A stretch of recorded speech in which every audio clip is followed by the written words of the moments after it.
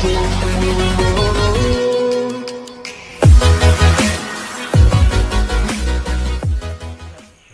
warahmatullahi wabarakatuh. Saya ingin bertanya, Silakan. kan sekarang kan banyak yang orang yang sekarang membiadahkan yang baru-baru ini kayak motor dulu kan zaman Rasulullah nggak ada, sekarang ada. Itu hukumnya gimana ya? Oh, ya masalah bid'ah ya berarti ya. Ya, Oh, di hukum bid'ah itu, jadi bid'ah itu gimana? Sekarang ini banyak orang yang bilang bid'ah gitu ya. ya, Kita bahas dulu bid'ah itu secara bahasa. Bid'ah itu artinya model baru. Model baru. Dan yang dimaksud bid'ah yang mereka larang itu salah kaprah kan gitu. Nah, jadi ibadah itu ada dua. Ada makdoh, ada ghairu makdoh. Makdoh itu yang caranya, tempatnya, kaifiyahnya itu ditentukan semua. Ini nggak boleh ditambah-tambahin. Contoh, ibadah mahdoh itu ibadah wajib. Contohnya sholat wajib di jamnya udah bukan di jam subuh 2 rakaat, ya nggak boleh nambah, nggak boleh nambah, nggak boleh mengurangi.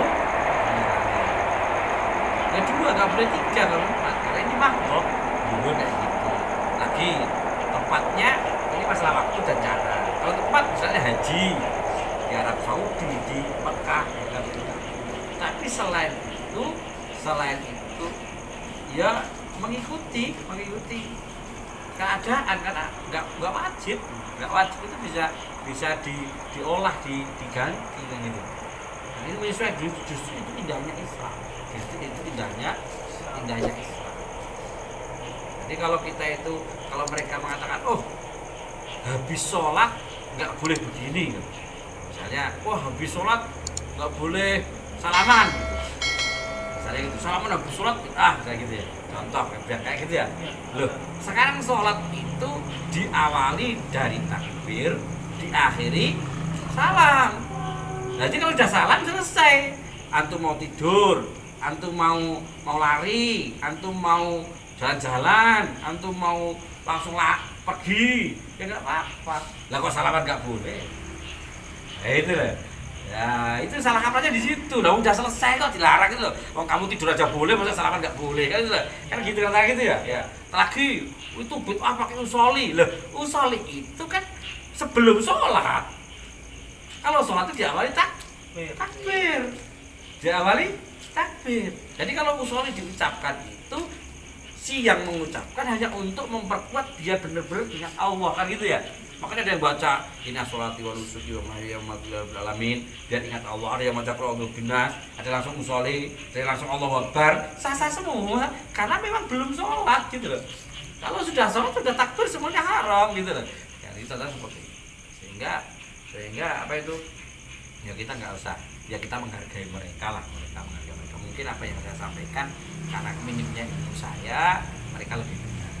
Jadi kalau kita berhadapan dengan orang yang berbeda pemahaman dengan kita, lebih baik kita menjadi pendengar yang baik, dan kemudian kita merasa ilmu kita sedikit, karena memang kenyataannya ilmu kita sedikit gitu loh. Mungkin mereka punya alasan, tapi memaksakan kehendak orang seperti saya itu ya jangan pernah kita lakukan, karena kita itu punya pengalaman yang beda, punya ilmu yang beda, punya standar yang beda, maka jangan memaksakan. Kalau kamu nggak mau usolli, ya nggak apa-apa, tapi saya usolli gitu, ya gitu. Kamu habis sholat langsung pergi, ya nggak apa-apa, silahkan gitu. Jadi kita menghormati. Makanya kenapa saya itu nggak memfokuskan diri di ilmu fikih, ya karena banyaknya perbedaan. Makanya saya di pondok pun hanya bahasa, karena nggak ada, semua orang menggunakan bahasa itu. Ya, saya ngambil sesuatu yang bisa menyatukan hati lah, karena Islam ini diturunkan bahkan sampai mati tujuannya adalah menyatukan hati. Dalilnya apa? Buat turu nikmatallahi alaikum id kuntum a'daan fa'allafa baina qulubikum fa asbahtum bi nikmatihi ikhwan. Ini tujuan Islam ini. Kamu harus selalu ingat, kalau kamu itu enggak memeluk Islam, kamu itu a'daan, bermusuhan. Fa'allafa baina qulubikum, maka saya lembutkan hati kalian. Fa asbahtum, maka kamu akan menjadi binikmati. Sebab nikmat Allah ini dalam tafsirnya adalah sebab Islam ini. Masalah ikhwana. Sebelumnya ya ayyuhal ladzina amanu taqullaha haqqa tuqatih wa la tamutunna illa wa antum muslimun wa tasimu billahi jami'an wa la tafarraqu. Wadhkuru nikmatallahi 'alaikum id kuntum a'daan fa'alafa baina qulubikum fasbahtum bi nikmatihi ikhwana. Maka di awal ini sampai mati loh. Ya ayyuhalladzina amanu taqullaha haqqa tuqatih. Wahai orang-orang yang beriman, kalian itu harus takwa sebenar-benarnya takwa. Laksanakan seluruh syariat agama rasul tadi dengan benar. Kamu bisa benar haqqa tuqatih. Wa tamutunna illa wa antum muslimun, sampai kamu mati. Nah, gitu. Sampai kamu mati. Tapi kamu harus bersatu. Waqtasimu bihablillahi jami'an. Bersatu hatinya, bukan bersatu amalnya. Hatinya harus bersatu. Maka beda apa tukar pendapat enggak apa-apa, tapi jangan sampai membuat hati kita pecah. Itulah. Waqtasimu bihablillahi jami'an wa la tafarraqu. Wadhkuru nikmatallahi 'alaikum id kuntum a'daan. Nah gitu.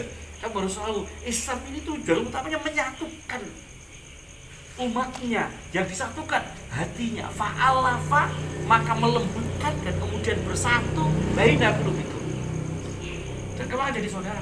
Jadi kalau kita berislam tapi kok tambah musuh, jadi pertanyaannya Islam ini kita gimana gitu loh. Makanya kalau bisa, seandainya ada perbedaan, bahkan seandainya ada kesalahan di teman kita, kok diingatkan malah jadi musuhan, mending aja diam di sini. Mending kita diam sampai ada waktu yang tepat, agar pas waktunya tepat, bahasanya tepat, kondisinya tepat, begitu kita menyampaikan dia tidak tersinggung. Jadi memang kita itu nggak boleh terburu-buru dalam menyampaikan sesuatu itu. Jadi bahkan teman kita itu salah saja, kita harus menunggu waktu yang tepat. Karena al-kuntum khairu ummatin ukhrijat lin-nasi ta'muruna bil ma'ruf wa tanhauna 'anil munkar. Kan dakwah itu ada dua, ta'muruna bil ma'ruf wa tanhauna 'anil munkar. Kita itu sama saja memerintahkan kebaikan. Kalau waktunya nggak tepat pun kok ada musuhan ke saya. Saya itu punya teman ya, punya guru. Itu setiap mau ke masjid melewati sekumpulan orang yang nongkrong. Ya orang Islam KTP-nya. Dia nggak pernah ngajak yuk ke masjid yuk. Enggak. Cuma assalamualaikum mas, ngapunten, derek langkung balik ke masjid. Itu setiap hari dilakukan. Enggak ngomong aku yang masjid, enggak ngajak. Ayo yang masjid, enggak. Apalagi ngomong bagi dia ning kono ngopo do nongkrong mbok ora ngono kuwi. Ngajak wae ora, sana yang larang kan itu. Ya. Itu seorang kiai. Sampai akhirnya kiai itu meninggal dunia. Ini orang-orang yang biasa nongkrong di jalan masjid itu kok enggak ada lewat lagi ya. Kabar meninggal, mereka datang. Yang dipuji akhlaknya dan dia orang-orang ini sekarang kemudian. Jadi kita itu kadang-kala terburu-buru bahasa ini. Terburu-buru untuk menyampaikan sesuatu enggak melihat hatinya. Karena Islam itu banyak lebih enak menyentuh hati daripada melaksanakan perintah ini. Makanya nek taati sak mampu. Orang walaupun sak mampumu, walaupun kudune jane nglakoni kabeh iki ya ora iso kabeh sak mampu. Sampai enggak menyinggung, apalagi nglarang. Ngongkon apik wong kok tersinggung kok saneh larang. Nglarang kan kebiasaan orang. Ngongkon wong nglarang wong sing biasa ngono kuwi angel banget lho. Bahkan meninggalkan kemungkaran itu lebih berat daripada melakukan. Maka hati-hati kalau antum lihat teman antum yang melakukan kemungkaran, bahasanya mari gede ke hati ya kok sik sabar. Sementing lakoni tur ora seandainya orang lakoni ora tersinggung. Wis orang lakoni tersinggung bahaya toh. Kita harus mengerti itu. Makanya kalau di zaman orang-orang awal belajar mudah sampai. Mudah lakoni nyalah-nyalah kayak kalau sudah mulai ke sana ini memberi kesempatan orang bertanya. Tanya lagi dijawab, lagi diarahkan. Yang terakhir bahkan nggak mau ditanya, lebih baik mendoakan. Lebih baik mendoakan. Karena memang umur kita itu, bahasanya umur kita itu terbatas, tapi dakwah kita tidak boleh terbatas. Kita kan hanya bisa nasihati orang yang mampu, ya kan? Betul kan? Ya, karena makanya Rasulullah itu dakwahnya saja sampai sekarang. Loh, kok bisa? Iya, wong kita juga akan Rasul. Jadi dakwah terakhir itu sampai hanya doa. Saya itu punya doa mustajab. Semua nabi itu punya doa mustajab ketika minta dikabulkan. Tapi saya akan gunakan doa mustajab saya untuk menyelamatkan umatku nanti. Padahal nggak ketemu kita. Rasul sadar umurnya nggak sampai kita. Tapi ternyata doa Rasul sampai ke kita, Masya Allah. Doa Rasul sampai ke kita. Jangan dikira kita itu terima Islam ini tiba-tiba. Karena Rasul sendiri sebelum meninggal beliau mendoakan umatnya, termasuk umat yang tidak sempat beliau datangi. Masalah. Jadi adanya kan kita datang itu dakwah itu kadang-kadang nyampaikan ini dakwah. Ini dakwah yang paling dohir, yang paling ringan. Yang kedua nunggu orang datang, tanya lebih sedikit lagi. Tanya ini baru dijawab, jawab itu. Nah, zaman sekarang banyak yang tanya nggak dilakukan, kan itu ya, tanya tok kan itu. Yang paling tinggi dakwah itu adalah mendoakan. Bahkan saya bisa mendakwai orang yang belum lahir 10 tahun lagi. Ya Allah, saya berharap mudah-mudahan tempat ini 100 tahun lagi menjadi tempat yang berkah lagi. Jadi doa saya, kita haji saja tidak akan Nabi Ibrahim beribu-ribu tahun yang lalu, kan gitu ya. Jadi dakwah, karena dakwah itu seharusnya ada doa. Kan perbedaan seperti itu tadi, bid'ah ini justru membuat kita semakin sayang kepada mereka. Ibaratnya biarlah mereka benci karena perbedaan, tapi karena perbedaan itu justru menjadikan kita untuk mendoakan mereka. Doakan saja. Bismillahirrahmanirrahim. Doakan. Mereka ngomong kita dengerin. Nah ya, belum. Jadi masalah bid'ah itu sekarang diwin, makanya sekali lagi doakan. Mungkin yang salah saya gitu lah, yang salah saya, yang benar dia, gitu ya. Cuma saya belum bisa menerima kebenaran mereka gitu lah, karena kebodohan saya kan gitu. Tapi saya berusaha untuk tidak tersinggung ketika saya diingatkan ini tadi. Ya mohon maaf Mas, mungkin perkataan ini kan benar, tapi saya berusaha. Ya kan? Tapi kalau hati kita yang paling harus kita jaga itu hati kita. Karena itu jadi sabar. Menyatukan sampai nek kowe iki mati, ingat sebelum matimu kamu harus bisa bersatu hati kamu. Bersatu hati kamu. Salah satu makna bersatu itu adalah kamu sudah bisa memaafkan orang yang menyakiti. Terakhir itu namanya satu. Ya kalau kita belum bisa memaafkan, hati kita belum bersatu.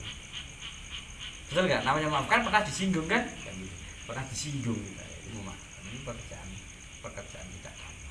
Ya itu ya Mas ya. Assalamualaikum warahmatullahi wabarakatuh.